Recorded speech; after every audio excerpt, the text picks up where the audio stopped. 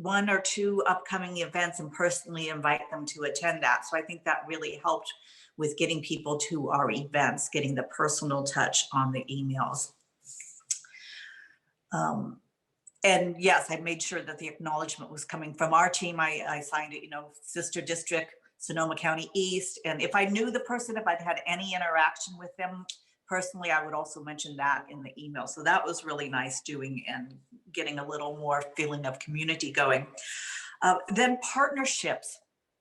We partnered, our biggest fundraiser was our online auction.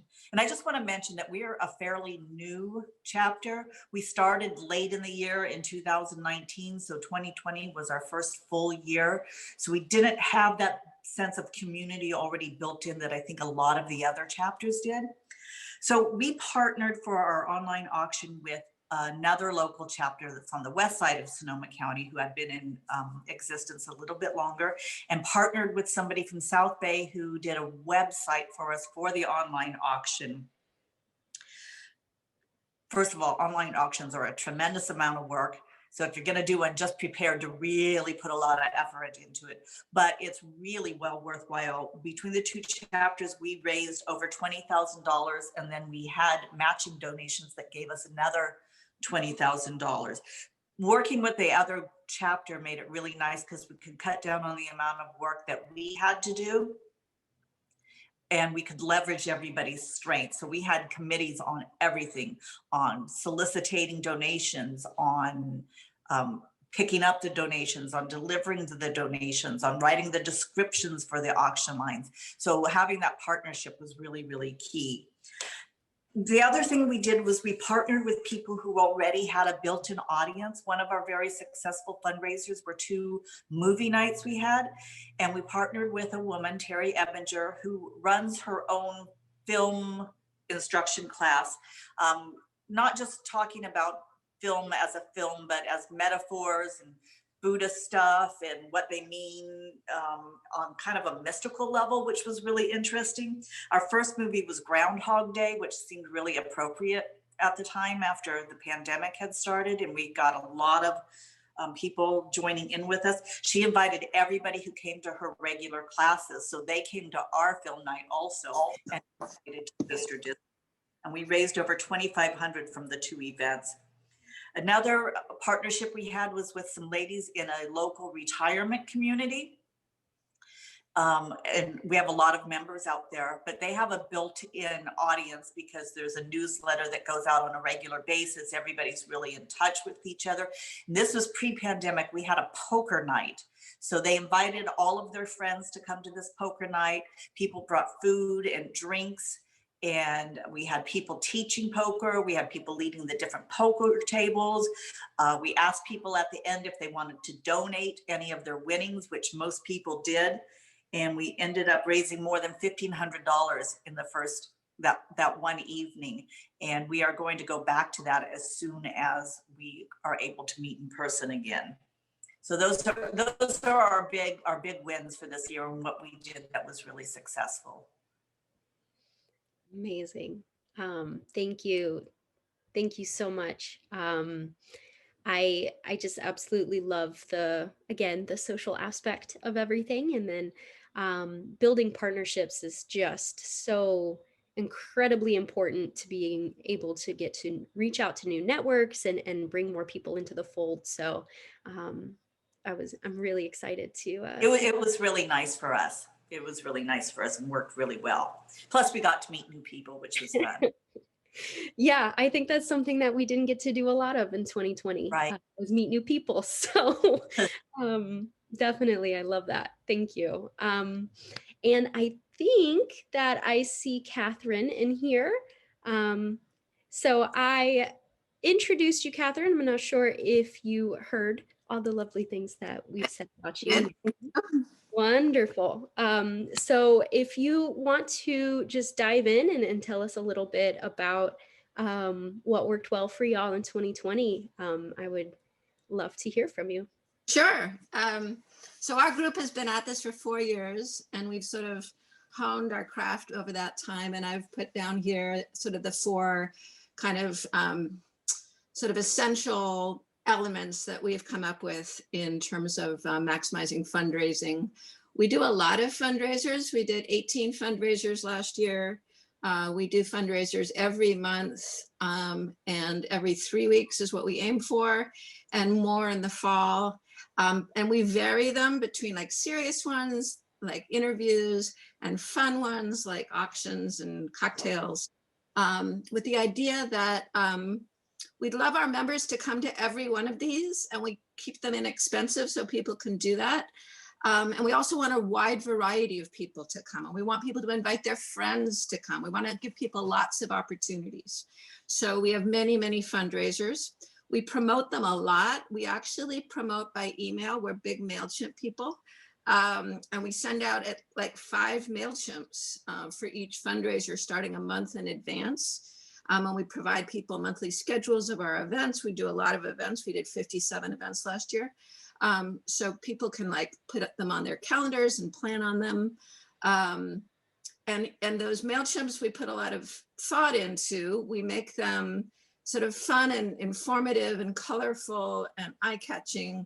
And I spend way too much time thinking about subject lines so that people will actually open the emails. That's, you know, the first step that you got to do to get people to actually look at what you're offering. And then what I want to focus on are the last 2 items, which I think sometimes we don't think about enough, which have to do with what happens at the event. And we have to remember that the purpose of a fundraiser, after all, is to ask for money. And I know people are kind of uncomfortable with that idea, but that, after all, is what we're doing. What we want is to have the most number of people possible at every event, right? And the reason for that is you want to have the most number of people present when you ask them for money. That is additional funds, an additional donation. So a huge focus for us is the request for additional donations, the ask that we make at the end of the event. And we do it at the end of every single event. And at that moment, you're really doing the most important work. You're making your case. You're telling this group of people why it's a good idea for them to donate money. And everything that we just learned from Anat, I think, is so useful here in terms of making a positive message. How they are making a good investment really is what you want to persuade them of. So the content of the ask is very important. Something that supercharges an ask is if you have a matching donation. And we have found that getting people to pledge to match donations at some point at an event over the year is easier than just having people pay money now. They make a pledge, right? And it's actually really our leadership team's contacts that are the real bread and butter of matching donors. And that's because our leadership will make a personal contact with their contacts and persuade them why it's a good idea for them to pledge a matching donation and how that will double the impact of their investment, and it will inspire additional investments. So that's another opportunity to make your case, but it's got to be personal because these are bigger requests, and we did a lot of that last year. We got some very big matching donations. But really, any matching donation of any amount is inspiring to the people who are listening to you at the end of your fundraiser, because any of them will think, well, I'll get my donation matched right now because there's a matching donation. So make a match. We also did something which has been very effective, which is we will match donations only for donations over the entry amount. So at the end of the event, those donations are matched, but also we'll match donations for what we call non-attendees, which are basically just people who don't go to the event. Some people don't want to go to an event, and this provides them an opportunity to not feel guilty about it because they're still donating and they're still getting a match. And sometimes I even double match. And then they think they're tripling their money. You can play with match to really inspire, especially non-attendees. And then the last thing I'll say about inspiring big donations at events, and by the way, donations at the event, these additional donations comprise more than half of all of our fundraising, including the match, more than half. So here's what I suggest, and it might feel a little uncomfortable, but after you make that ask, after you present your, then you are silent. You are silent for 1 or 2 minutes, because you are basically offering the people at the event only an opportunity to make a donation. You are giving them that break to make a donation, and there's nothing else going on. We don't make requests for donations, by the way, during the event. We only do it at the end.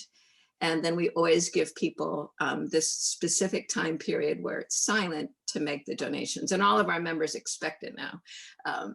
I think the first time it might have felt a little awkward, but now everyone expects it. And I can't tell you how thrilling it is to look at your phone and to see the donations that are being made, like over and over and over and over during that 2-minute break.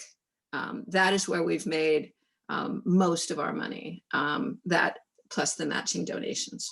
So yeah, have a lot of donation, a lot of events, lots of opportunities, but really emphasize those donations during the event. That's your opportunity to really tap into your audience and let them know why they're there. That's been the solution for us. Absolutely incredible. Making the ask is just so important. And I think it's one of those things that people know that they're going to have to do, but get really uncomfortable about it. Because, you know, nobody wants to like actually ask somebody for money, but in the end, that is what we're doing. So thank you so much for that. And, you know, sending out multiple emails and invites is exactly in line with, you know, everything that we've been told from, you know, Ariana and other folks. You know, you've got to have people get their eyes on this stuff multiple times before they'll even register that they've seen it. So that is amazing advice. Thank you so much. But we have one final panelist. And it's Lauren Long from Greater Chicago. And as a background, in 2019, they did $25,000. And then in 2020, they kicked that up a notch all the way to $81,000, which was a 222% increase. So some incredible numbers there. And I know that 2020 was a weird year, to say the least, but the incredible creativity that everybody showed, turning to a virtual world, it was just absolutely incredible. And Lauren, I know that you all adapted to that virtual world and made it work for you all in some really amazing ways. So go ahead and dive in and tell us what worked in 2020 for Greater Chicago. Sure. So I think we had kind of 3 key things that helped us, and I'm going to go in a different order than I planned, because just a lot of what Catherine said is what we practiced as well, although we had maybe one less zero on our final number. But we're so proud of the amazing fundraising we did. We had a really ambitious goal we set for ourselves this year of what we thought ambitious, of 50K, which was basically doubling, and then we blew that out of the water. The third thing I was going to say, but I just, going off of Catherine's coattails, wanted to mention is that we also got a lot better at what I would just call fundraising fundamentals and like making that ask. I think some of us had been a little bit shy doing that in the past, focusing more on get out the vote and just making everyone comfortable, getting, you know, butts and seats in the room. And we did a lot of matching donors this year. Would love to do more moving forward. I feel like every event should have a matching donor. We also got a lot better about just asking for money via emails, via social media, oftentimes connecting that to candidate fundraising deadlines or the news cycle, and sister district talking points are really helpful for those moments. And then also wanted to echo what Catherine said about making sure you're making the ask at the event and also following up at the event. We had an auction, for example, which, as someone also noted, is a lot of work, but happy to talk about it. And I know Emily and Brenda from my team are on, and they were heroes for our auction. But after our auction, we sent an email out to everyone saying like, hey, if you weren't able to attend our auction, or if you didn't find anything you wanted, you can still donate we did have a match for the auction auction as well. And I think just from that email, we ended up getting another like $1,500 or $2,000. So if we hadn't just made that simple, like, oh, I guess I could write an email and ask, like, you know, our numbers would have been much lower. So that's just one fundamental thing that I think we'll continue to learn and continue to bring into next year. The other two things that we did, kind of big buckets, the second is, you know, more the fun stuff, is this might be a little specific to Chicago, but wanted to share in case it's helpful for others, is that historically, Sister District Greater Chicago has basically been the combination of a lot of different local neighborhood, suburban teams. And what we did this year because of COVID was we didn't do it necessarily super formally, but we basically kind of collapsed that structure into just one really big Greater Chicago team. And that meant that everyone got every email, every communication, every invite, every fundraising ask. And it also allowed people, just in the reality of what was going on this year, you know, there were people like me with more time. And then there were people like parents juggling, you know, remote school and working from home that just simply had less time for Sister District this year. So it allowed us to kind of reconfigure our leadership team to make sure we are firing on all cylinders and respecting that some people simply had to step away a little bit more. And it helped just make our overall audience a lot bigger for every single touch point. And then for the fun stuff, you know, similar to the other groups that have presented, our kind of strategy was just more is more. So we held way more events than we ever did in previous years. And we certainly had a certain amount of events that were like, come learn about Sister District, hear from our founders, learn about the strategy, but we really tried to focus on those more entertaining events where we felt like we could provide value, give something to people who are looking for something to do, better compete with all of the other virtual events that all of these different organizations were doing, and encourage, we didn't really call it fundraising, but like, you know, have the types of events where people could bring in people that weren't kind of already part of the Sister District world. You know, in past years, we did a concert, we had a yoga event, we did like a cocktail making class. So we had some of those fun events, but we did it a lot more this year. We had a concert, we had an auction, which was our kind of capstone event that raised the most money. We had a mixology class, a bread making class, we had bingo. And then the thing that was probably the most successful for us is we did trivia. I take no credit for it. Sandy and some others from our team were our trivia goddesses. But we ended up doing a virtual trivia night 5 different times, one for each of our 4 candidates. And then we partnered with the Wisconsin team to do one for Amanda White Eagle. And trivia was really great because, again, it was like fun. And it allowed people to create, you know, allowed people to like invite their friends and family who maybe even weren't from Chicago, but now they're giving us money, they're on our lists, we're kind of growing our tentacles out into the world. And every time we did it, it got easier and easier from kind of the technology and communications perspective. And I would also say that for every trivia event, I would say about 50% of the attendees had gone to a previous trivia event. So it just ended up being this thing that people really loved. And so, you know, hopefully we'll be doing more in-person events in the future, but I personally want to think about what are the events that could be more of a series and that we can just keep replicating to make it easy. Going to my notes, seeing if I missed anything. I would say one other thing, just the way we were able to get to many events is that we really empowered our fellow leaders and other volunteers. Like, if you have an idea, like, let us know and run with it.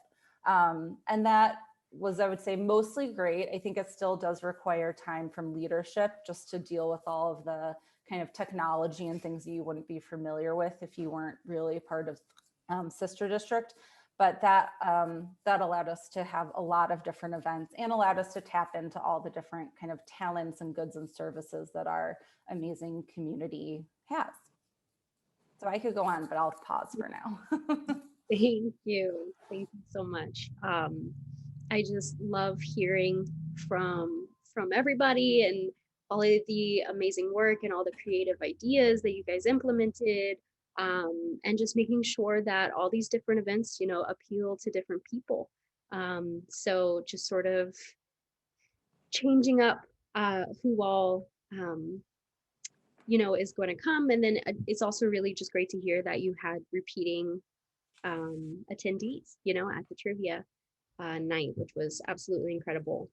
And I know that we've had a couple questions in the chat about those matching dollars.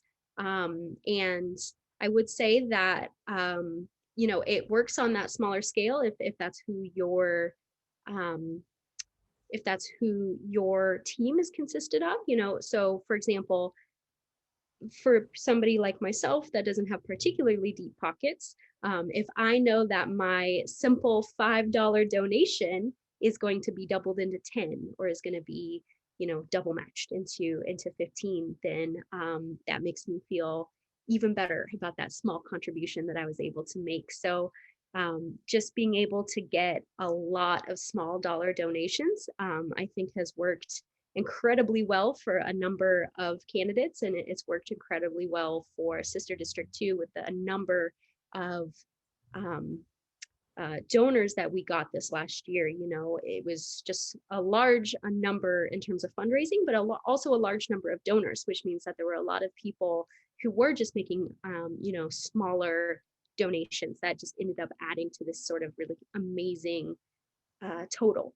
And so we have 6 minutes. So if we can just go around and like 1 minute each, say something that you would like to try or explore more in 2021. I'll go back through in the same order. So Marianne, what is something that Portland is going to try in 2021? I know that there's going to be an effort. We've formed a very, very powerful fundraising committee. And I think instead of saying there's one particular effort, I think there's going to be an effort to go after large donors, and to be much, much more strategic and tactical about, it came up, John, in the chat about, you know, how do we can't keep going back to the well. So how do we bring in new people? So I guess those are the two efforts: bigger donors, identifying those folks, cultivating them, and figure out how we don't go back to the same people over and over. Amazing, amazing. I love it. And Karen, you're up next. Okay. Well, as I said before, we're a pretty new organization. So we have a small number of people who are actually really active versus a large number of people who have signed up. So what we're going to work on this year is education and community building, with having an interesting discussion topic at every chapter meeting, and then creating some community building activities. We're thinking about a book group, a hiking club, some wine tasting. Of course, some of this will have to wait until the pandemic is more under control, but hopefully we're headed in that direction. So community building, because then we'll get more participation from our members. I love it. I absolutely love it. Catherine, what is something that y'all are going to do in 2021? I think that the way that we're moving is to expand even more the number of members and people that we have in the room that we can ask to donate. And that means a lot of partnerships with groups that we're going to reach out to even more than we have in the past. Because of events being on Zoom, we're hoping to offer our events to an even much broader universe by partnering with both small and large political organizations that we're going to reach out to. And of course, we're also now going to do the Bridges program. So we're going to be looking for donations to these grassroots groups in these states. So our ask is going to need to really understand, so we can tell our donors how those grassroots groups are going to really have an impact. And actually, that'll be a whole new way, I think, to motivate them to feel like they can make a difference. So I would say expand the number of people in the room, especially if it's a Zoom room, and really get to understand how these grassroots groups can inspire people to donate. Amazing, amazing. I love it. Lauren, what about Chicago? What's something y'all want to try in 2021? Yeah, I mean, I'm probably fast forwarding and being a little too hopeful, but looking forward to once everyone's vaccinated. I just think there's going to be so much pent up demand in all of our lives for socialization and fun. So I do think we'll want to balance virtual and in-person events, but definitely looking to continue to focus on those kind of fun, community building, entertainment style events, because I think that there's just going to be a lot of excitement. And I also think that those are the types of events that allow us to really expand our base, and also really looking forward to the Bridges program as well. Amazing. So we have 3 minutes left. And I just want to say that after this, we're going to be going into a quick break before we hop back into the main room. So if anybody is interested in just sort of hanging out here and kind of continuing the discussion for a little bit, we can definitely hang out here. So if you have some questions, go ahead and drop those into the chat. And then, as Lala said, we're going to be posting this recording on the summit section on the website so that, you know, we can go back and hear again and make sure that we just really took in all of these really wonderful lessons that we're learning here. And again, I just can't really stress enough how good the programming was this last year. You know, we blew our goal out of the water by $1 million. That's $1 million, y'all. So just being able to take what we were doing for our candidates in 2019 and really just raise that early money and you know, turn these programs that we usually do in a face-to-face setting and being able to do it in a virtual world is just incredible work. I mean, I really, I don't know how to thank you all enough. And I really just don't know how to say exactly how thankful that I am to be able to work with all of you. So again, I'm just going to hang out here for a little bit during this break. I believe we're going to be coming back to the main room at, let's see, what time is that? I'm trying to understand the difference between Pacific and Eastern. Okay, so at 3:10 Eastern, we're going to be heading back into the main room, and that's 1:10 or 12:10 Pacific. My bad. I'm not great with time zones, apparently. But yeah, so does anybody have any other point? And you're more than welcome to actually go on this break, since, you know, these sessions, I know sitting in front of Zoom for a very long time, you've got to like get up and stretch and move around. Somebody's doing too much out there. But does anybody have any sort of last minute thoughts? This is Lauren. I can share just like a super, maybe it's too obvious, but just a practical tip on finding matching donors, because I saw there was a lot of questions about that in the chat, if that's helpful. Because we also don't necessarily have the deep pockets that some of the other teams do. Maybe that's something we should focus on. But I think what we do have is, you have leaders who are probably more dedicated and probably giving more. And then you also have people who are just kind of giving all the time. And I think if you look at that data of like who over the course of a cycle are our biggest donors, whether they're leaders or just volunteers, you can start to identify who those people are. And I think what you can do is just have a conversation with them, or with yourself, in my case, is saying, what if you know, last year you actually ended up donating $500 to sister district candidates. Could we ask you to just kind of hold that and be a matching donor at that level, or maybe you make the ask to double it, or, you know, whatever you think is appropriate, so that you could be a matching donor for this event. Because I bet that you have more people that are giving more than you think. And it's just a matter of really getting into that data to understand who they are and making that ask that they kind of concentrate all of their donations in an effort to spur those matching donations, which really do work. And I think having that matching donor, yeah, it inspires people to give more. It helps with your event marketing, and I think is a great strategy. Leaf, can I add one thing? Yeah. You, a different chapter tried this last year. I can't remember if it was Portland, but we now have an opportunity to do our fundraisers for the benefit of multiple candidates when they are Zoom events.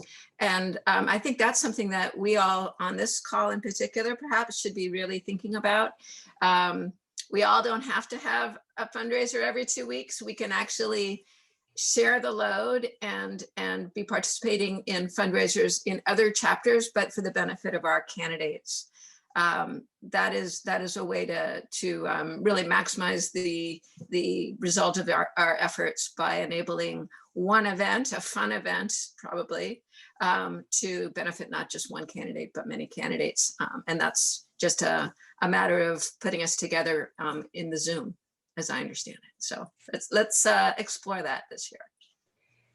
Yeah, absolutely. And I think like Lauren said in the chat, moving to Mobilize is going to be so helpful with being able to co-own events. And then also just through that tagging, which I've talked about, because I love tagging, because I love data, being able to use those tags to find the other folks who are working on that same candidate, who are working in the same state, who are also doing a fundraiser, is going to be really, really helpful, because you're just going to be able to get this sort of amazing view of all of the incredible work that's happening across the board. So I think you're right on there, just being able to continue to work for these candidates, and whatever sort of capacity that the team has. Any other last minute thoughts? I want to make sure that we all have time to get back to the main room too, and that you all have time to get up and stretch and move around, because Lord knows we need it. We're all on Zoom a lot, but any other thoughts, questions, ideas?